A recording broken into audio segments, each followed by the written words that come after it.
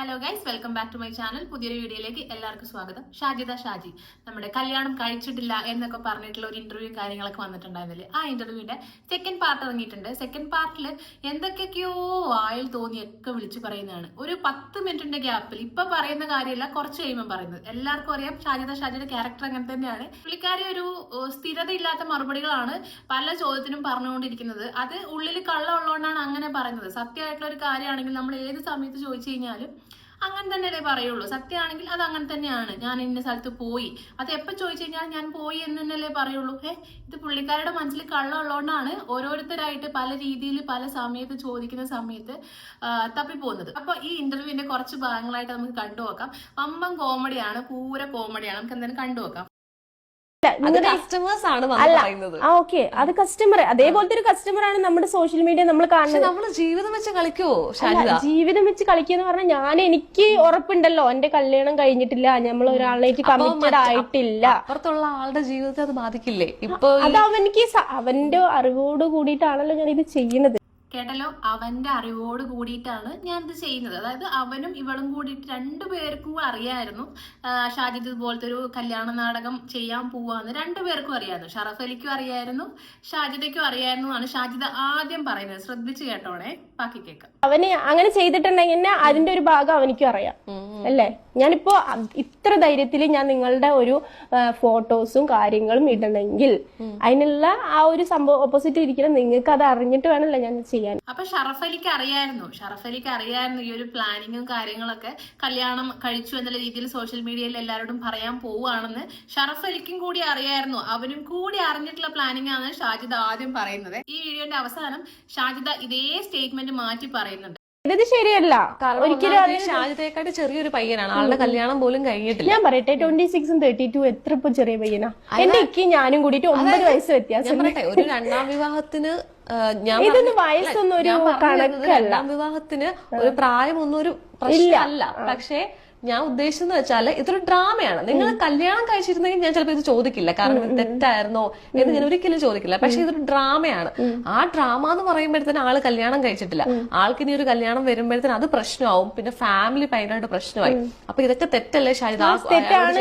തെറ്റാണ്. പക്ഷെ ഇതെല്ലാം എന്താ പറയാ, അവനും കൂടി അറിയാലോ.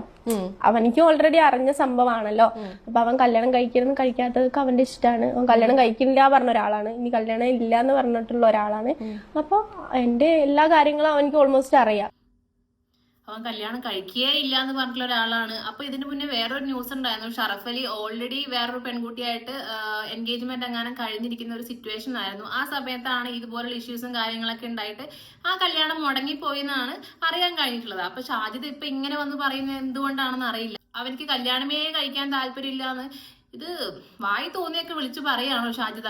ഇപ്പൊ ഷാജിദയ്ക്ക് ഒരു മോനുണ്ട്, ഇപ്പൊ 15 വയസ്സാണ്.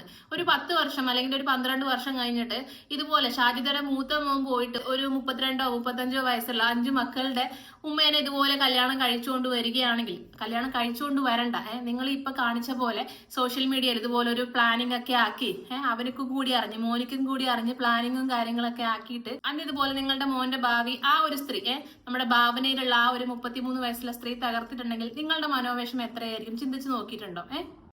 എന്നെ അറിയായിരുന്നു ഇതൊരു നാടകമാണെന്നുള്ളത്. ആ മോനൊക്കെ അറിയാം. ഞാൻ കല്യാണം കഴിച്ചിട്ടില്ല എന്നൊക്കെ അവർക്ക് ഓൾറെഡി അറിയാം, മക്കൾക്കൊക്കെ അറിയാം. പിന്നെ എന്താ പറയാ, എനിക്ക് എന്തിനും സപ്പോർട്ട് നിൽക്കുന്ന മക്കളായതുകൊണ്ട് അവരുടെ അടുത്ത് എന്ത് കാര്യങ്ങളും പറയാം. പിന്നെ ഇപ്പൊ അത്ര വലിയ പക്വതയുള്ള 14 വയസ്സ് 15 വയസ്സല്ലേ ആയിട്ടുള്ളൂ.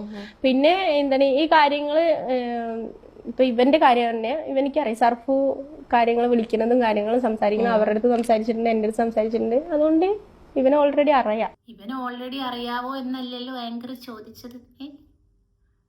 കല്യാണത്തിന്റെ കാര്യം മക്കൾക്ക് അറിയാവോ എന്നല്ലേ ചോദിച്ചത്, അല്ലാണ്ട് ഇവനെ അറിയാവോ എന്നല്ലല്ലോ ചോദിച്ചത്. ഈ ഷാജിദ് തന്നെ മുന്നേ ഉണ്ടായാലും ഒരു ഇന്റർവ്യൂവിൽ പറഞ്ഞിട്ടുണ്ടായിരുന്നു, മക്കളൊക്കെ 15 വയസ്സായ മക്കളാണ്, അപ്പൊ അത്യാവശ്യം നല്ല മെച്യൂർ ആയിട്ടുള്ള മക്കളാണെന്നൊക്കെ ഇതേ ഷാജിദ് തന്നെ മുന്നേ പറഞ്ഞിട്ടുണ്ട്. ഇപ്പൊ പറയാണ് മക്കൾ അത്രയൊന്നും ആയിട്ടില്ലല്ലോ, ചെറിയ മക്കളല്ലേ, പക്വത നിർത്തിയിട്ടില്ല എന്ന് ഇപ്പൊ പറയുന്നത് എന്തുവാടേ? അല്ല ഞാൻ പറയട്ടെ, അടുത്തൊരു കണ്ടന്റ് ആയി ഷാജിദ ഷാജിനി കല്യാണം കഴിച്ചിട്ടില്ല, അവള് ഫ്രോഡ്. ഇപ്പൊ എന്തൊക്കെയാ വരുന്നറിയോ? മണി ട്രാപ്പ്. ഇവന് ഞാൻ ലക്ഷ്യങ്ങൾ ഇവന്റെ മേടിച്ചിട്ട് ഇവനെ ഈ ചെറിയ ചെക്കനെ ഞാൻ പെടുത്തിയതാ, അങ്ങനെയൊക്കെയാണ് ഇപ്പോഴത്തെ വീഡിയോസ് വരുന്നത്. മണി ട്രാപ്പ് ആണ് അങ്ങനെ ഇങ്ങനെ എന്നൊക്കെയാണ് വരുന്നത്. അപ്പൊ ഇത് വലിയ വലിയ സംഭവത്തിലേക്കാണ് എത്തുന്നത്. കാരണം അവന്റെ ഇങ്ങോട്ട് പൈസ മേടിച്ചിട്ട് ഞാൻ അങ്ങോട്ട് കൊടുത്തിട്ടുള്ളൂ, ഇങ്ങോട്ടൊന്നും അവന്റെ പൈസ മേടിച്ചിട്ട് ഞാൻ ഒരു പരിപാടിയും ചെയ്യാനില്ല. ഇവര് തന്നെ ആദ്യത്തെ ഇന്റർവ്യൂവിൽ ഇവര് പറഞ്ഞു, അവൻ എനിക്ക് സഹായിച്ചിട്ടുണ്ട്, ക്യാഷ് അയച്ചു തന്നിട്ടുണ്ട്, വേറൊരു അക്കൗണ്ട് വഴിയൊക്കെയാണ് അവൻ അയച്ചു തന്നിട്ടുള്ളത്. ഇവൾക്ക് കട ഉണ്ടായിരുന്നു, ഇവളുടെ ഭർത്താവ് മരിച്ച സമയത്തുള്ള കട ഉണ്ടായിരുന്നു.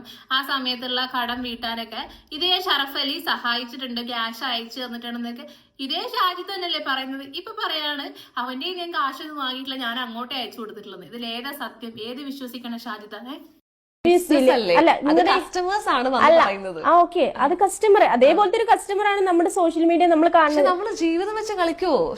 ജീവിതം വെച്ച് കളിക്കാന്ന് പറഞ്ഞാൽ എനിക്ക് ഉറപ്പുണ്ടല്ലോ എന്റെ കല്യാണം കഴിഞ്ഞിട്ടില്ല, നമ്മൾ ഒരാളായിട്ട് കമ്മിറ്റഡ് ആയിട്ടില്ല. അപ്പുറത്തുള്ള ആളുടെ ജീവിതത്തെ അത് ബാധിക്കില്ലേ? ഇപ്പൊ അത് അവന്റെ അറിവോട് കൂടിയിട്ടാണല്ലോ ഞാൻ ഇത് ചെയ്യുന്നത്. ഇപ്പൊ അവന് അങ്ങനെ ചെയ്തിട്ടുണ്ടെങ്കിൽ അതിന്റെ ഒരു ഭാഗം അവനിക്കും അറിയാം അല്ലേ. സാധാരണ ഒരു ബിസിനസ്സിൽ കസ്റ്റമർ എന്ന് പറഞ്ഞു കഴിഞ്ഞാൽ കസ്റ്റമർ ഈസ് എ കിങ് എന്നൊക്കെയാണ് പറയാറ്. പക്ഷെ ബിസിനസ്സിൽ എന്താ നടക്കുക, കസ്റ്റമറിനെ വെട്ടിച്ചും തട്ടിച്ചും എങ്ങനെയും പൈസ ഉണ്ടാക്കണം. അതേ ഒരു മൈൻഡോട് കൂടിയാണ് ഷാജിദ യൂട്യൂബില് സബ്സ്ക്രൈബേഴ്സിനെ കസ്റ്റമേഴ്സ് ആയിട്ട് കാണുന്നതാണ് മനസ്സിലാക്കാൻ സാധിക്കുന്നത്. ഈ സംഭവം ഞാൻ പ്ലാൻ ചെയ്തിട്ടില്ല. ഈ കല്യാണത്തിന്റെ ഈ സംഭവം ഞാൻ ഇവനായിട്ട് പ്ലാൻ ചെയ്ത. അതാണ് പോയിന്റ്. നേരത്തെ ഞാൻ പറഞ്ഞില്ലേ, ആദ്യം ഇവള് പറഞ്ഞു എന്താ, അവനിക്കും അറിയാലോ, അവനും ഞാനും കൂടിയാണല്ലോ പ്ലാൻ ചെയ്തത്. ഇപ്പൊ മാറ്റി പറഞ്ഞു. വിത്തിൻ സെക്കൻഡ്സ് അല്ലെങ്കിൽ വിത്തിൻ മിനിറ്റ്സിന്റെ വ്യത്യാസത്തിലാണ് ഷാജിദ മാറ്റി പറഞ്ഞത്. ഇത്രയും പെട്ടെന്ന് മറന്നു പോവോ? മറന്നു പോകുന്നതല്ലേ ഇവള് മനഃപൂർവ്വം ഇരുന്ന് കള്ളം പറയാണ്.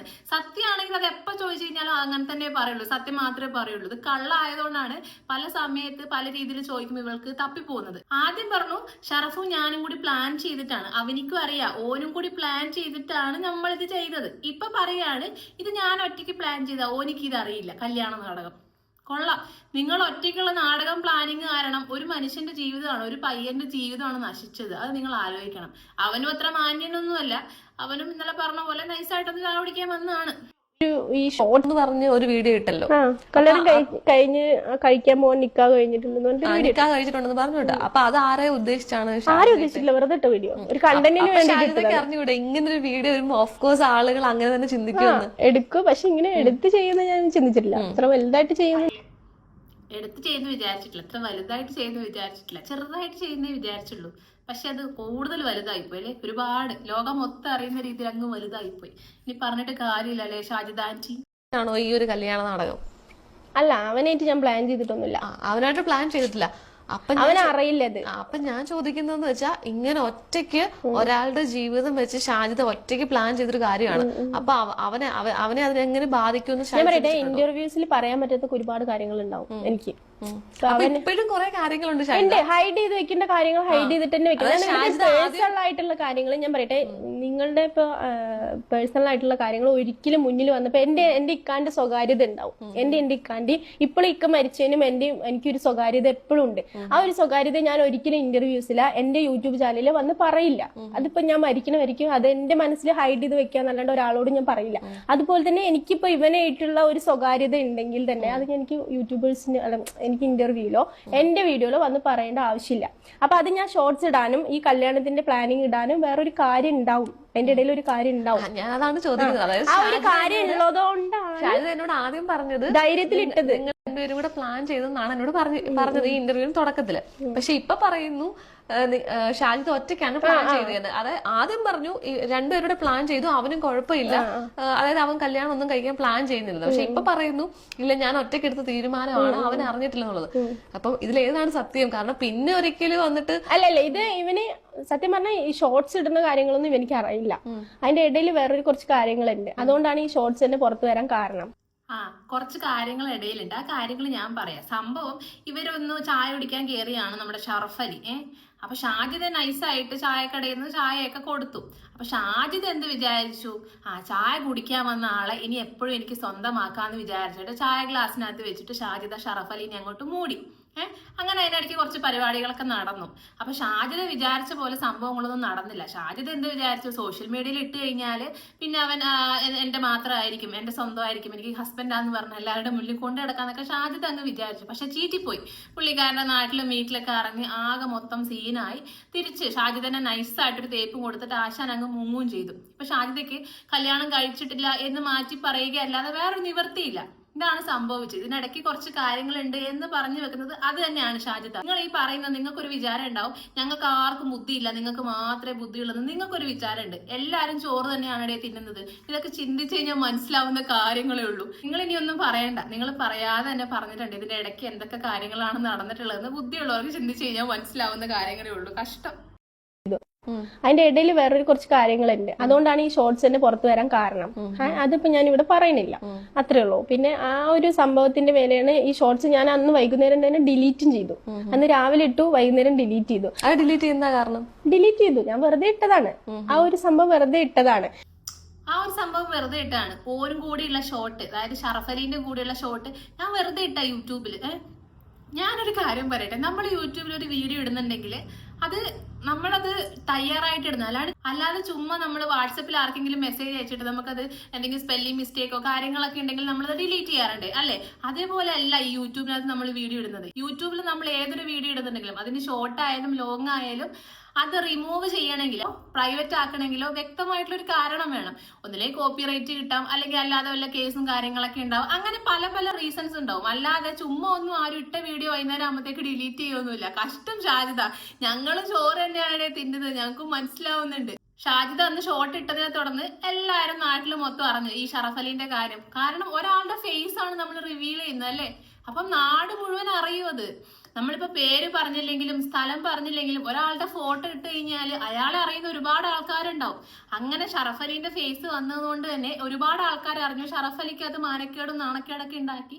അത് ഷാജിദനെ വിളിച്ച് ചോദ്യം ചെയ്തുകൊണ്ടാണ് ഷാജിദ അന്ന് അത് ഡിലീറ്റ് ചെയ്തത്. അത് മാത്രമല്ല ഒരുപാട് ആൾക്കാർ ആ ഒരു ഷോട്ട് സ്ക്രീൻഷോട്ട് എടുക്കുകയും വീഡിയോസും കാര്യങ്ങളൊക്കെ ചെയ്തിട്ട് എന്നിട്ട് ഇപ്പൊ പറയാണ് ഞാനത് ചുമ്മാ ഇട്ടയാണ്, പിന്നെ ഞാനത് വൈകുന്നേരം ആകുമ്പോഴത്തേക്ക് ഡിലീറ്റ് ആക്കി. അത്രേ ഉള്ളൂ. എന്ത് സിമ്പിളായിട്ടാ ഷാജിദ ഈ കാര്യങ്ങളൊക്കെ പറയുന്നതല്ലേ. ഇപ്പോ ഈ ഓരോ കാര്യങ്ങൾ ഇങ്ങനെ സോഷ്യൽ മീഡിയയിൽ അല്ലെങ്കിൽ ഇന്റർവ്യൂസിലൊക്കെ ഇങ്ങനെ വന്ന് പറയുമ്പോഴേ ഇതൊക്കെ നമ്മുടെ ഒരു പേഴ്സണൽ ലൈഫിനെയും മക്കളുടെ ലൈഫിനെയും ഒക്കെ ബാധിക്കും തോന്നിയിട്ടില്ലേ?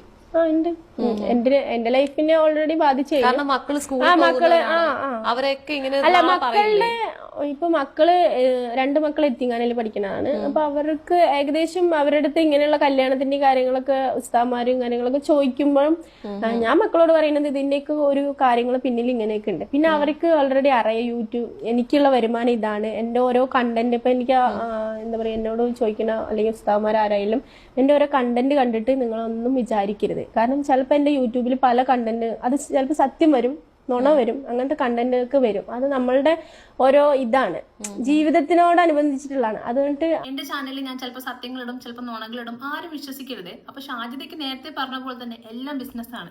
സബ്സ്ക്രൈബേഴ്സ് എന്ന് പറയുന്നത് എന്റെ കസ്റ്റമേഴ്സ് ആണ്. ചിലപ്പോൾ ഞാൻ അവർക്ക് നല്ല പ്രൊഡക്റ്റുകൾ കൊടുക്കും, ചിലപ്പോൾ ഞാൻ അവർക്ക് മോശം പ്രൊഡക്റ്റുകൾ കൊടുക്കും, ചിലപ്പോൾ കീറിയ പ്രൊഡക്റ്റുകൾ കൊടുക്കും. അതൊക്കെ എന്റെ ഇഷ്ടമാണ് കേട്ടോ, ഷാജിദയുടെ മാത്രം ഇഷ്ടമാണ്. ചിലപ്പം ഇവളുടെ വീഡിയോസിൽ നല്ല കാര്യങ്ങൾ വരും, ചിലപ്പോൾ വീഡിയോസിൽ മോശം കാര്യങ്ങൾ വരും, ചിലപ്പം സത്യങ്ങൾ വരും, ചിലപ്പോൾ നുണകൾ വരും. അതുകൊണ്ട് ആരും വിശ്വസിക്കരുത്. ഉസ്താദുമാർ പ്രത്യേകിച്ച് ഷാജിദന്റെ മക്കൾ പഠിക്കുന്ന എത്തിങ്ങാനയിലത്തെ ഉസ്താദുമാര് പ്രത്യേകിച്ച് ഒന്നും വിശ്വസിക്കാൻ പാടില്ല കേട്ടോ. അപ്പൊ പുള്ളിക്കാരി എന്നെ പറഞ്ഞു വെക്കുകയാണ് ഞാൻ നുണയാണ് പറയുന്നതെന്ന്.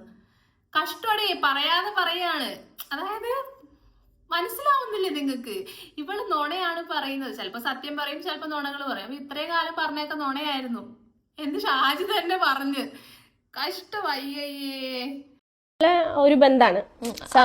ചോദിക്കാൻ അതൊക്കെയുള്ള മറുപടികൾ ഷാജിദ കൊടുത്തിട്ടുണ്ട്, എല്ലാം സ്പോട്ടി കൊടുത്തിട്ടുണ്ട്. അപ്പൊ ഇതൊക്കെ എങ്ങനെയാണ് ഇങ്ങനെ പറയാൻ പറ്റുന്നത്? അതൊക്കെ നമുക്ക് ഒരു യൂട്യൂബായ ഇരിക്കുന്ന ടൈമിൽ നമുക്ക് പല ക്വസ്റ്റ്യൻ വരും, പല ആൻസർ അതിനനുസരിച്ച് ചെയ്യണം നമുക്ക് ഉണ്ടാവും. അപ്പൊ ആൻസർ ചെയ്യണം, അത്രേ ഉള്ളൂ. പ്ലാൻ ചെയ്യണമെന്നില്ല ആൻസർ. നിങ്ങൾ ഇപ്പൊ ചോദിക്കുന്ന ക്വസ്റ്റ്യനും ഞാൻ ആൻസർ പ്ലാൻ ചെയ്തിട്ട് വന്നിട്ടില്ല. നിങ്ങൾ എന്താ ക്വസ്റ്റ്യൻ ചോദിക്കാന്ന് എനിക്ക് തന്നെ അറിയില്ല. അപ്പൊ നമ്മൾ പ്ലാനിങ് ഒന്നല്ല, നമുക്ക് അപ്പൊ തോന്നണം ക്വസ്റ്റ്യൻ ആൻസർ അപ്പൊ പറയും. അതെ, പ്ലാനിങ് ഒന്നുമല്ല. ഞാൻ എന്താണോ നടന്നിട്ടുള്ളത് അതേപോലെ പറഞ്ഞു, അത്രേ ഉള്ളൂ. പ്ലാനിങ് ഒന്നുമല്ല. എന്താണോ സംഭവിച്ചിട്ടുള്ളത് അത് അതേപോലെ പറയുന്നു. വയനാട് ടൂർ പോയി, ഇന്നലത്തെ ഇന്റർവ്യൂലൊക്കെ പറയുന്നുണ്ടായിരുന്നു വയനാട്ടിൽ പാർക്കിന്റെ പ്രൊമോഷന് പോയതാണ്. ഏത് പാർക്കിന്റെ പ്രൊമോഷനാണോ ഞാൻ കണ്ടിട്ടില്ല. ഇവളുടെ വീഡിയോസിലൊക്കെ ഇട്ടിട്ടുണ്ടെന്ന് പറഞ്ഞു, ഞാൻ ആ പാർക്കിന്റെ പ്രൊമോഷൻ ഒന്നും കണ്ടിട്ടില്ല. അവിടെ പോയിട്ട് ആ പാർക്കിനെ പ്രൊമോട്ട് ചെയ്ത പോലെയൊക്കെ തോന്നിയിട്ടുണ്ട്. ഈ വീഡിയോന്റെ ഒരുപാട് ഭാഗങ്ങൾ ഇനിയുണ്ട് കേട്ടോ, എല്ലാം ഒന്നും ഞാനത് ഇൻക്ലൂഡ് ചെയ്യുന്നില്ല. അപ്പൊ ചിരിക്കണം എന്നുള്ള ആൾക്കാർ ഈ മീഡിയ ചാനലിന്റെ ഇന്റർവ്യൂ പോയിട്ട് കണ്ടാൽ മതി. നല്ല അടിപൊളിയായിട്ട് മനസ്സറിഞ്ഞ് ചിരിക്കുക. നമുക്ക് ഒരുപാട് കോമഡി കണ്ടന്റ്സ് ഇങ്ങനെ അതിനകത്തുണ്ട്. അപ്പൊ ഈ വീഡിയോ ഇഷ്ടപ്പെട്ടിട്ടുണ്ടെങ്കിൽ ലൈക്ക് ചെയ്യുക, ഷെയർ ചെയ്യുക, സബ്സ്ക്രൈബ് ചെയ്യുക. അടുത്തൊരു വീഡിയോ കാണുന്നവരെ ബൈ.